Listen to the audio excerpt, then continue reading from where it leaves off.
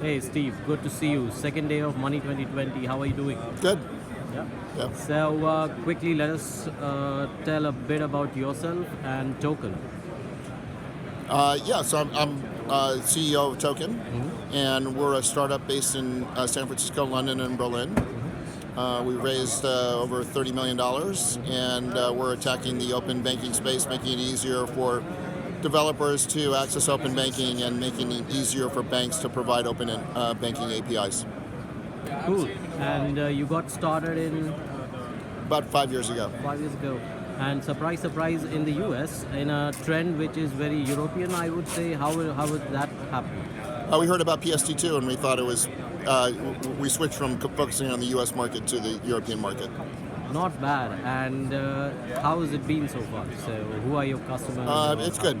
So we have about a little bit less than 50 customers, banks and fintechs, and people seem to be pretty happy with the product and how it works. Cool. I've heard a lot of the banks, and particularly some of the challenger banks or new age digital banking type of offerings, they kind of get judged by the API developer portals they have. You see that? Yeah. Is that where you are positioning as well? Or? Well, banks that use our software will have they don't have to worry about the mechanics of having developer portal and so forth. So they can focus on banking, which is what they should be doing, because the focus on providing the APIs is something that they should get off the shelf. But most banks like to develop their own. Understood. So in that case, they do it on their own. You don't. Yeah. Got it. Yeah, so a lot of banks will do it on their own, and it's not their core competence, and so the result will be developers complaining about this doesn't work, you're down 80% of the time, that sort of thing. And you have them then also banks who are frustrated with that because developers are complaining or they have a bad reputation in the developer market, and you get them later as customers, so they do give up, right? Yeah, sooner or later. Yeah. Okay. It just doesn't make any sense for a bank to invest in this area when we can give them something that's just got much higher ROI.